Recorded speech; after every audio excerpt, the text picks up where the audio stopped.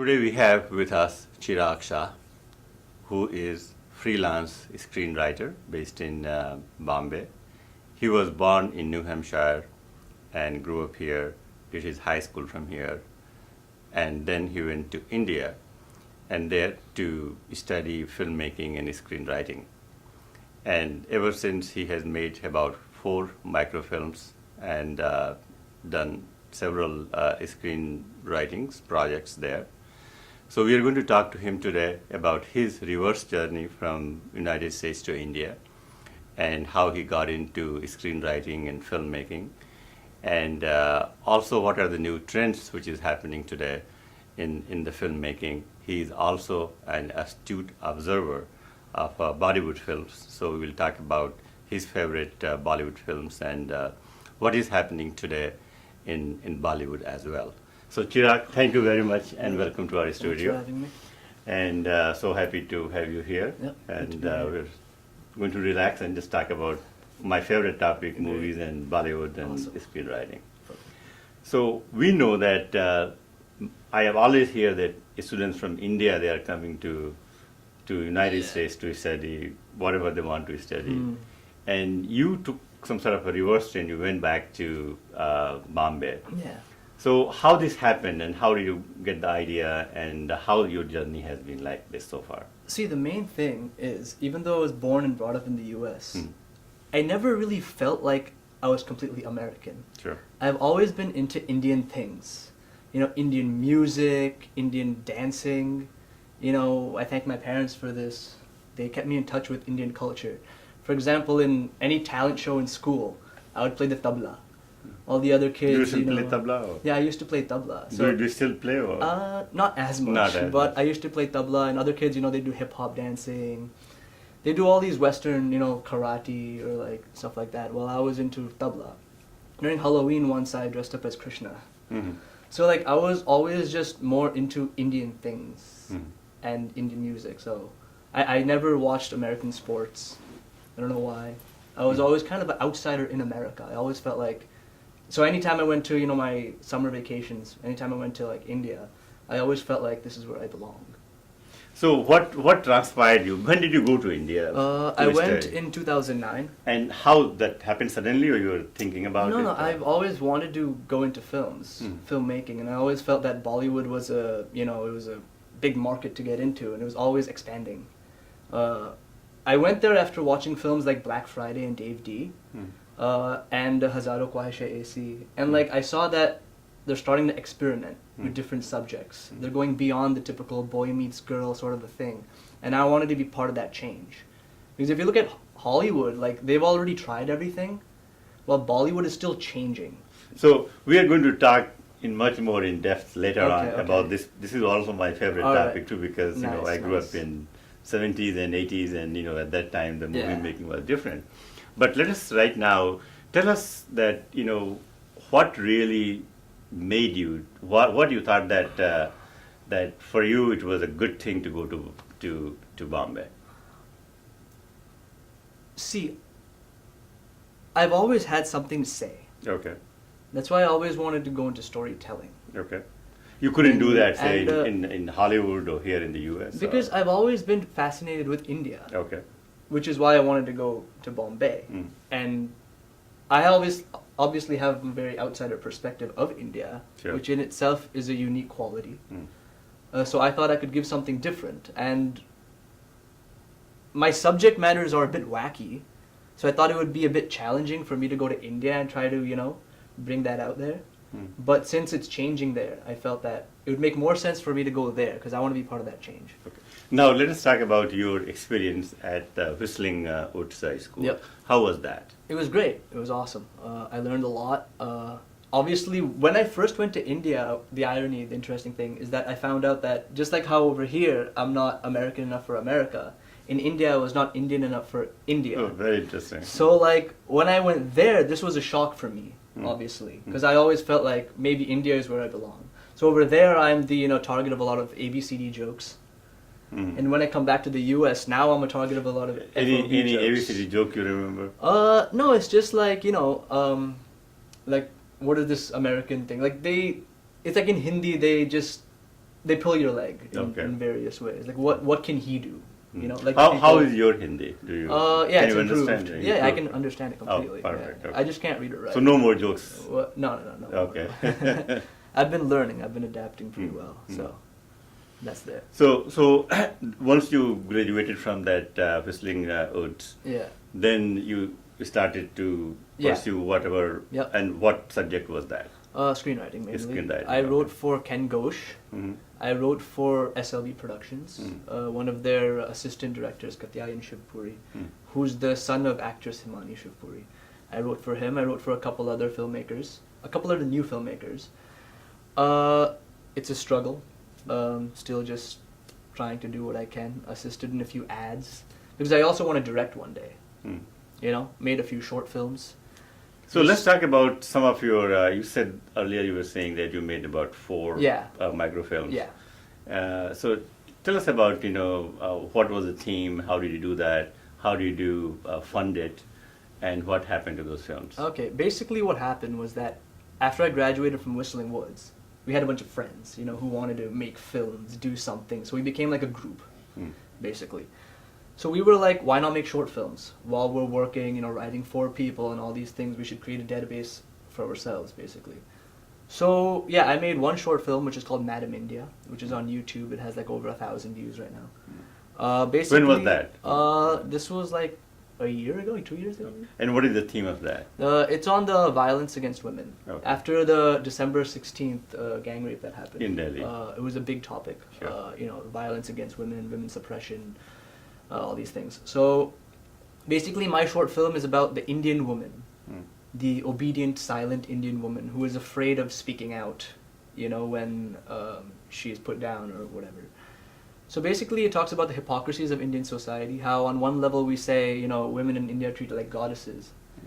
And then on the other side, you know, we tell them just like the number of rapes that are happening, and we tell them that you're supposed to eat after the husband eats. You know, what does the bindi and what does the, you know, bangles mean? It's basically they're chained up, symbolically speaking. So basically that's what it's about. It's about women's suppression in India. So now, as you said earlier, as an outsider Yeah.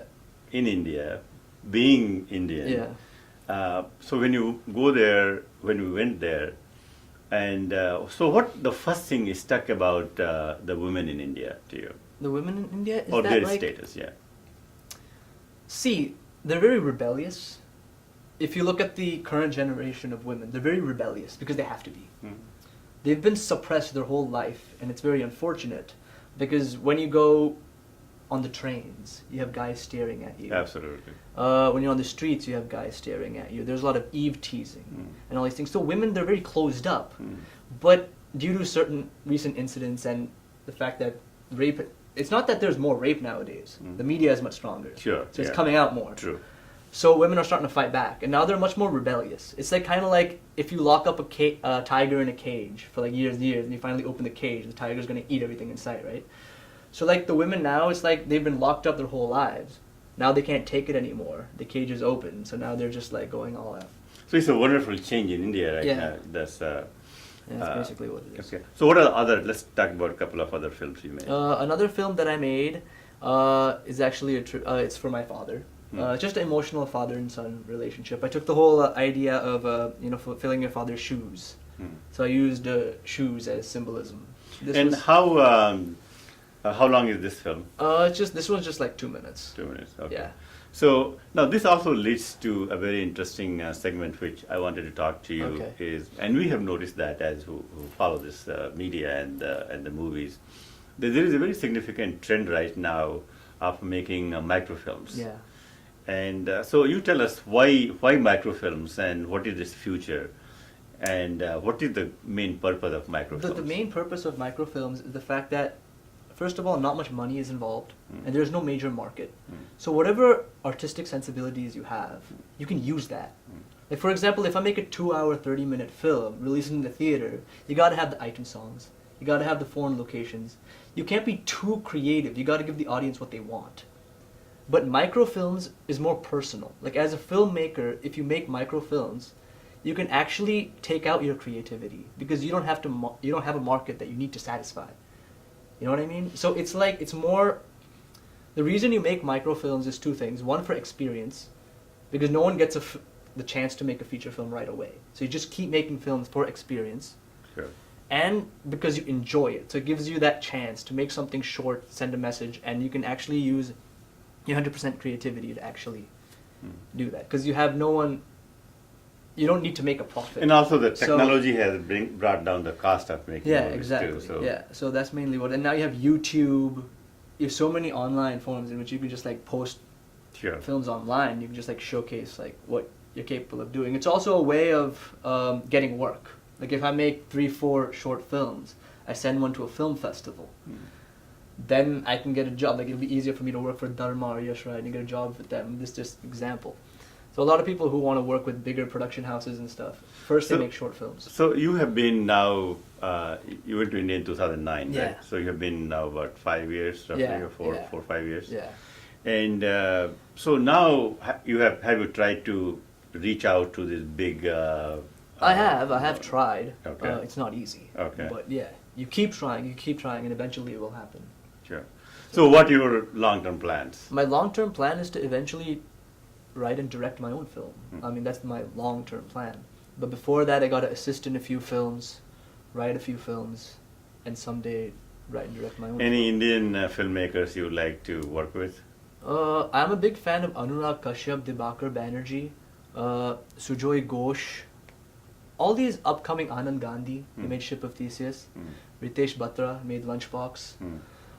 Basically a lot of the new age filmmakers, the ones who try to not necessarily go against Bollywood, but they are more likely to experiment with different subjects. Like if you look at these filmmakers, they also have songs in their films, but it's not the typical, boy, girl, dancing around trees sort of a thing. They use songs and lyrics in a different way, basically, which I appreciate more. Sure. Like, so now we are going to talk about the real theme which we started earlier. Okay.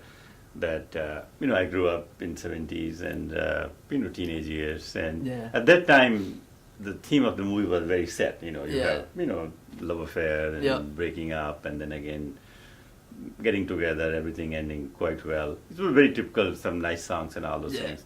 Now you have been also observing this Indian Bollywood films. So what change you have seen? The change that I've seen is that there was a time when there was a formula, okay?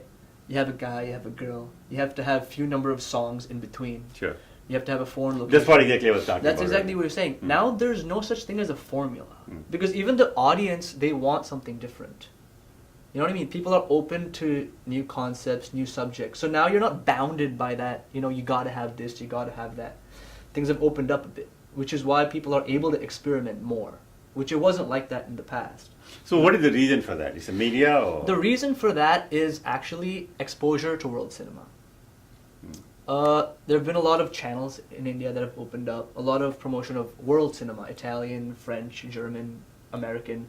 So even the public, a lot of them have seen a lot more cinema from around the world in recent years.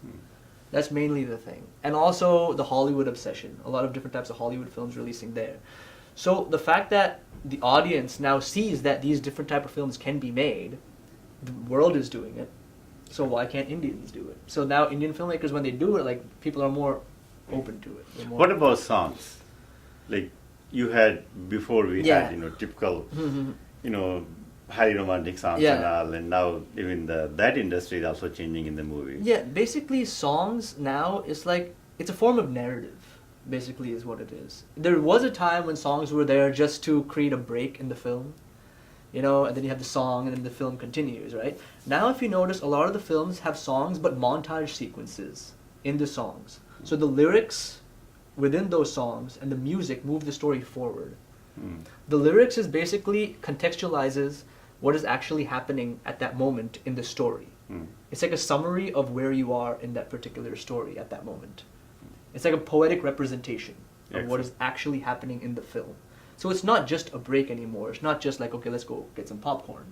It actually brings meaning to the actual purpose of the film in a poetic way. Now, Actually, if you don't mind. sure. Kind of like if you've seen the old Guru Dutt films.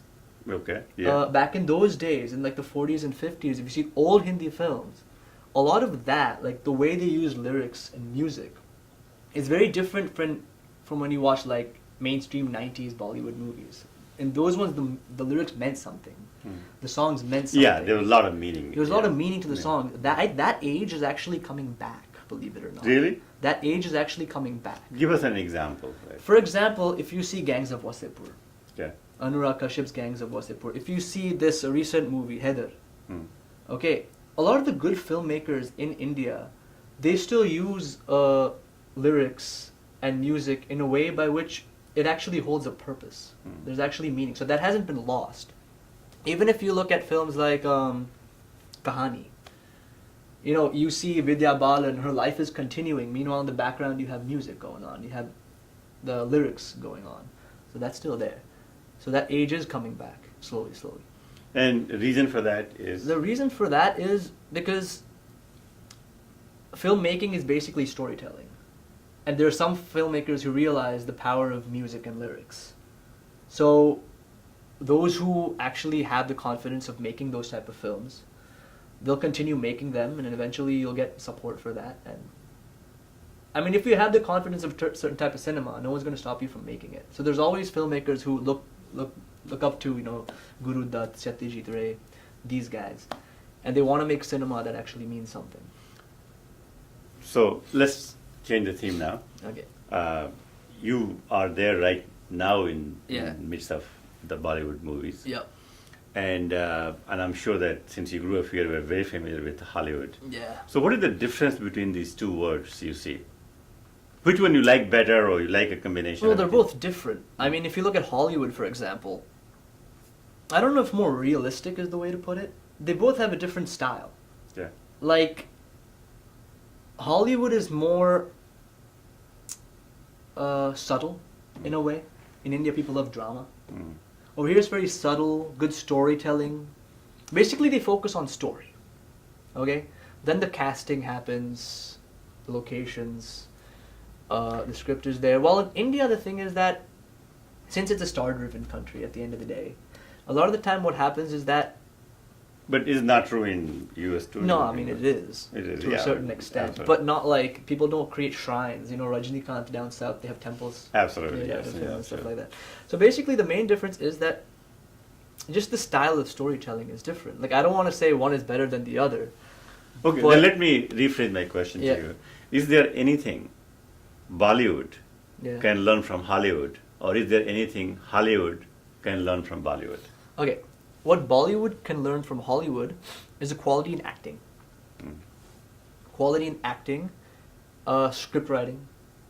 The screenplay is given much more importance in Hollywood. Mm. Overall, storytelling, the emphasis on storytelling, okay? Mm. I would tell Bollywood to look into Hollywood when it comes to emphasis of storytelling. When it comes to Hollywood to Bollywood, what I would say is that at the end of the day, if you look at I think that American interpretation of Bollywood still is kind of like random dancing, random singing. Yeah, the you know? 70s and This whole 60s, thing, people yeah. still have that stereotypical Sure, image. sure. You know? When Bollywood actually, song and dance holds a much greater purpose than that. Like I said, the lyrics mean something. So what would Hollywood, like if Hollywood tries to make a film like Bollywood, like they've tried that, what was that movie? Monsoon Wedding? Yes. Or whatever. It seems like anytime Hollywood tries to make a film like Bollywood, they kind of like come up with that cliche, over-the-top representation of Bollywood, which is not necessarily true. So if Hollywood wants to, you know, go the Bollywood way sometimes, But you know, using- in a way, it was a Bollywood movie, but it was made by an Indian. yeah, who but was just, I don't know, it's kind of funny. But I love that movie though. But, Oh, you know, okay, that's okay. it, yeah. So it's like, or Bride and Prejudice, Hmm. another example. So what I want, when it comes to Hollywood and Bollywood, it's like, I would like to say that like the way Bollywood uses song and dance is different from Broadway. Hmm. It's not the same as Broadway.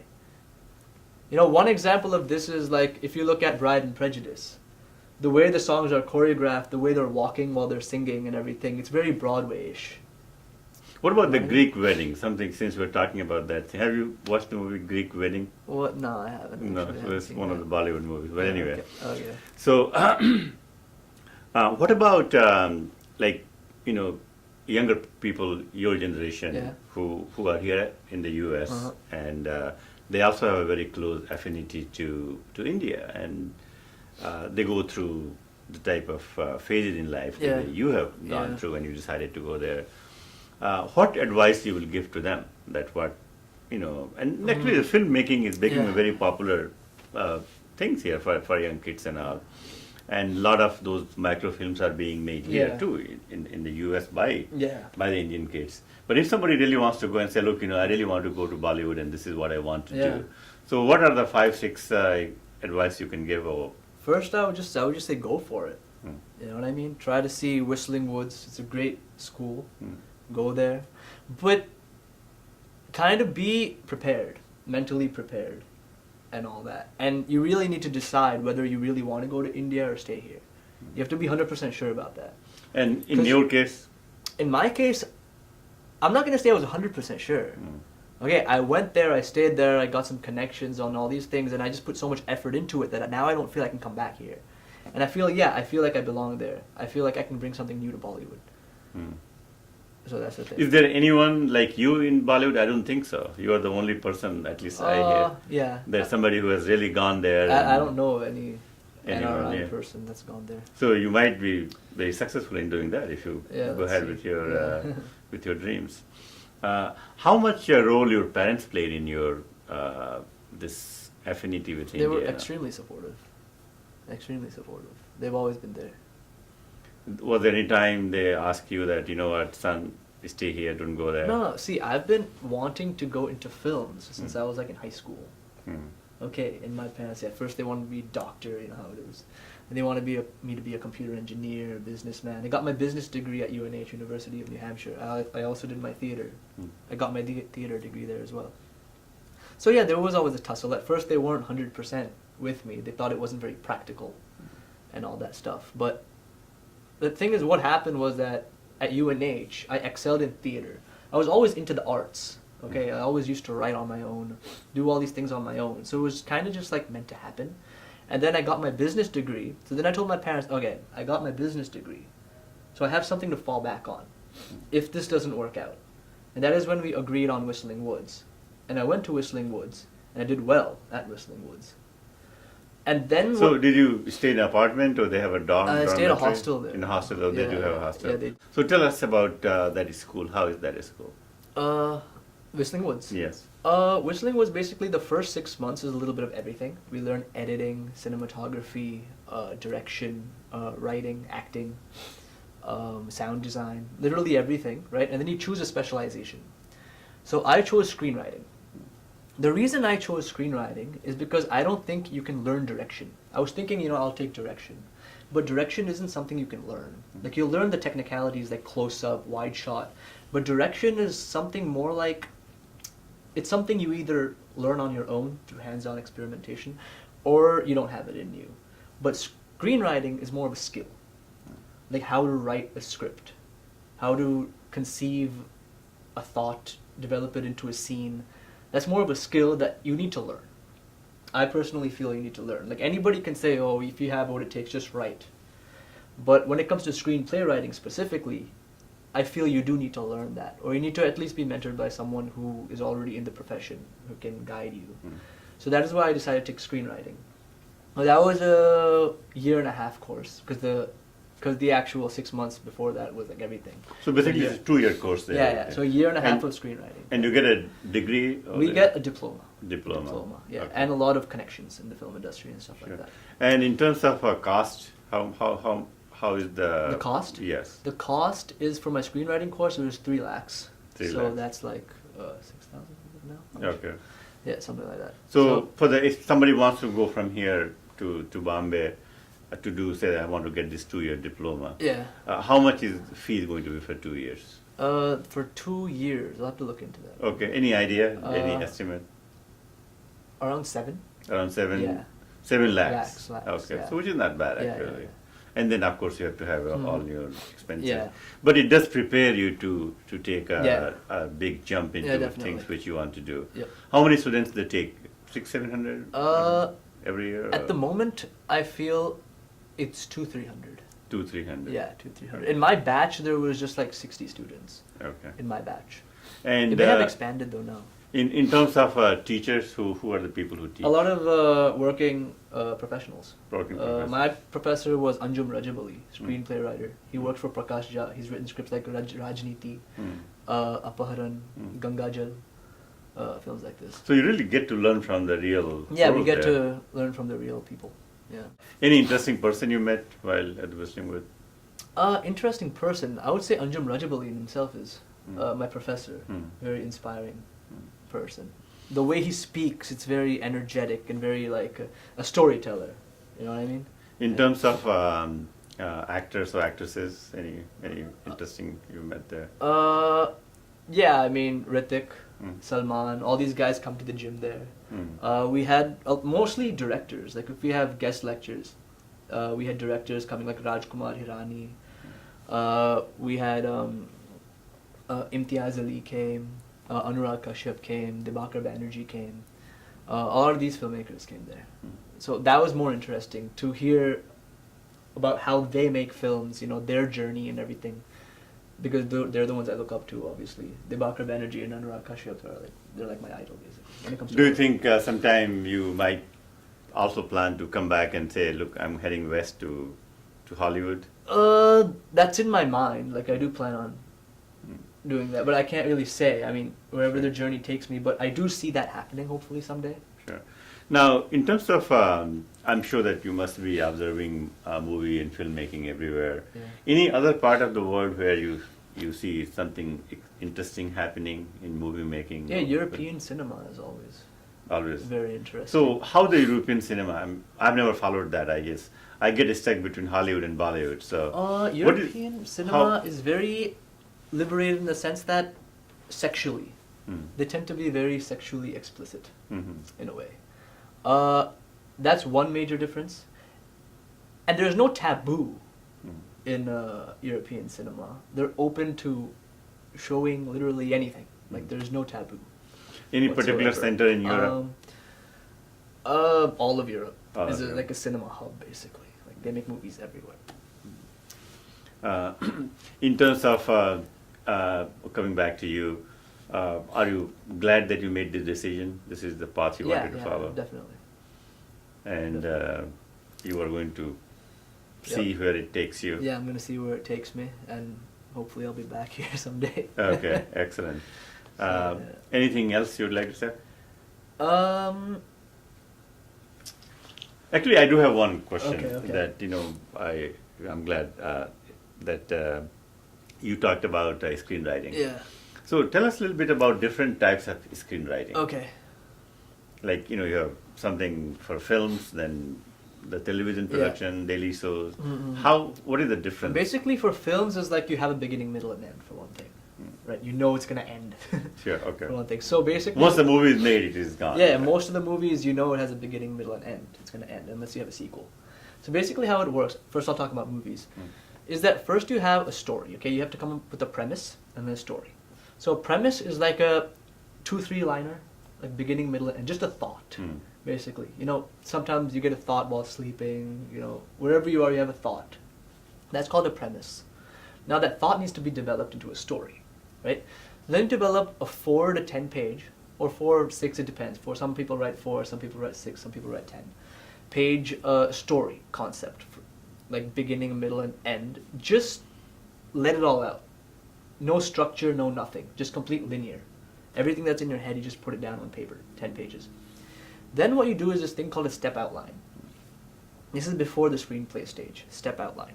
Step outline is basically a scene-by-scene description. Now what a scene means in a film is location. So let's say we are in a living room, okay? Interior living room, okay? The moment that location changes, the scene look changes. The scene changes. So if your interior location, living room, and suddenly you cut to the kitchen, those are 2 scenes. Okay. Okay, then you come back to the living room. So each scene is determined by a location, okay, and a purpose. Each scene holds a purpose and moves the story forward. Okay, so that's basically the step outline until the beginning, middle, and end of the script. Then you have the dialogue writer. When the dialogue writer gets in, he adds the dialogues for each scene basically. Originally, the person who wrote the step So is the outline- dialogue writer takes the theme and everything from the screenwriter, or? Yeah, basically what happens is I would give the dialogue writer the full step outline, which is a scene by scene description of everything that's happening and what is being resolved in each scene. Like what the characters are talking about or what is happening. But I don't write the dialogues. Okay. I just say he says to him whatever, and through this conversation it is resolved that so and so. Right? Then the dialogue writer would come in and he would write dialogues for each of those scenes. And once that whole thing is done, that what you have is a screenplay. With the dialogues, the scene, and everything. So That this is a for the screenplay. feature film. This is for the feature film, basically the blueprint Okay. of the film. Yeah. Sometimes, however, in Hollywood, how it works is that the screenplay writer writes the dialogues. In India, it's not necessary that the screenplay writer writes the dialogues. Sometimes the screenplay writer will just write what you call the step outline. Then the dialogue writer will come in and he'll add the dialogues. It's kind of many times in India, the dialogue writer is very different from the screenplay writer. They're not the same. So this is for the feature film. Now let's Yeah. talk about television or a different type of production. For television, how it works is you work segment-wise. So you have a beginning, middle, and end of every 3-4 months. Okay? So first what happens is that the writer writes for those 3-4 months. So you need to have like let's say it's a weekly, just for example. Let's say it's like a weekly show. So you have 1 episode a week, right? So you have 4 episodes a month. So let's say 4 months, okay? So you have 4 times 4, 16, right? You have 16 episodes. So first you would write those 16 episodes before they start shooting it, okay? So you have the beginning, middle, and end of those 16 episodes, okay? Then the shooting begins, during which you write the next 4 months, okay? So basically what happens in television is you have a team. It's not just one writer. When it comes to films, you just have one writer, maybe 2 writers. But when it comes to television, you have a team of writers, team of people Because who are... the production value. Yeah. So The team of people who are just throwing out ideas. What if this happens? What if this happens? Because it's never ending. You just got to keep it going, right? Sure. So you have people just throwing out ideas. Now this can happen. Now that can happen.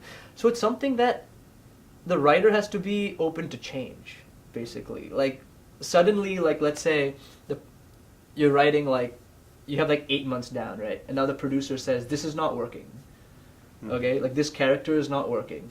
So suddenly you got to come up with, they got to be smart, the writer's got to be smart, that suddenly he needs to change something for the next month and maybe have that character die or something, or something crazy. So what about historical type of factual screenwriting? Like you were writing a script for, historical event or true biography. How does that Well, you got work? to do a lot of research. Right. So who does the research? The screenwriters do? Or Yeah, the screenwriter has to do the research. Okay. Or if you're a very successful screenwriter, you could hire a person to do the research for you. Sure. But basically, the research and everything is part of the writing process. It's part of the writing process. Because if it's based off of a true incident, you got to be honest about it. You got to do the research. But obviously, there's a lot of dramatization. Like, you don't know what, Bhagat Singh did in his living room, right? Sure, yeah. Sure. We only know what's in the newspaper and Sure. what's on television. Yeah. So anytime we're showing Bhagat Singh or whatever with a family member, with a friend, which is not on television or not on the newspapers, you got to dramatize it. So there's certain times in a lot of historical films, there's a lot of fictional elements as well. Sure. So Yeah, that's no, I the- think I have so- watched some, and I can there's a lot see of that. fictional how it, elements as well because you got to. I mean, you got to make the characters look as human as possible. But we don't know much about them, so we got to be fictionalized. Excellent. Now, how long are you going to stay here in the U.S. this time? As of now, I'm just here till the 30th. and then I'm going back to Bombay. Yep. So when you go back to Bombay, what is the first thing you're going to do? I'm gonna get back to what I What you're usually doing? do. Yeah. Okay. Excellent. Writing a couple projects right now for 2 different people, so Okay. see how that goes. Now, also in screenwriting, what is, I mean, at least whatever I know and I have read is that it is very common practice to be a freelance screenwriter and go and submit it to the Yeah. producers and all. Yeah. So tell us a little bit about that how, like, for example, say I have a great idea and, I really want to make a movie on this. And Yeah. so what is the process, how that works? How it works is basically first you write a 4-pager. You don't write the screenplay yet, okay? Well, it depends. But sometimes how it works is you write a 4-page or 5-pager, you register that, then you go to production houses, you pitch that concept. Okay, you pitch that concept. If they like the concept, they'll hire you. Then they'll hire you to write the screenplay. Okay? And you'll get a signing amount. But this is only if they like the 4-pager.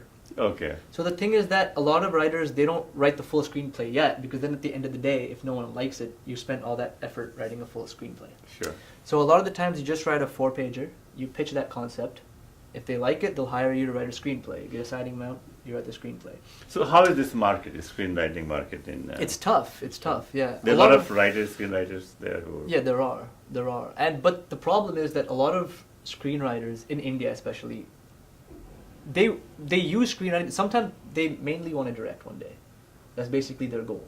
They don't just want to do screenplay writing. Screenplay writing is like a ladder there. Okay. Basically, everyone wants to direct. I thought the screenwriting is very important because everything is based on that. Yeah. But every screenwriter that is in India, they have the goal of being a director, which is why they're a screenwriter. Okay. None of them have a plan of... So if in terms of you go to a hierarchy in Bollywood or Indian filmmaking, so being the director is the ultimate end or ultimate goal? Or some people are producer directors, and then producer. They start their own production house as well.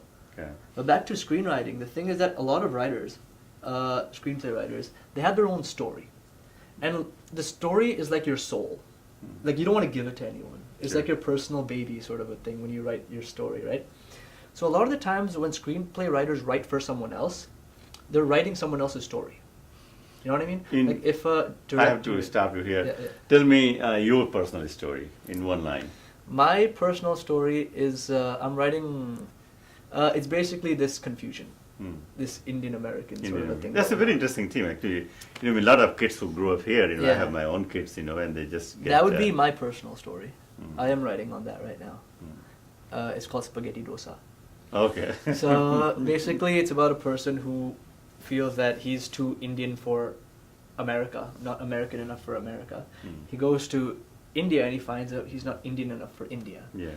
So he's like that identity conflict. But it's a different take to it, because this theme has been explored, many times, ABCD and all that stuff. But they usually have a very comical take. What has been your first-hand experience that you look very much Indian and you go there, your accent is different, your thinking is different. Yeah. Have you felt that somehow you have been discriminated because you were born in America? That happens all the time. I mean, I can't explain how, because it's a bit vulgar. But yeah.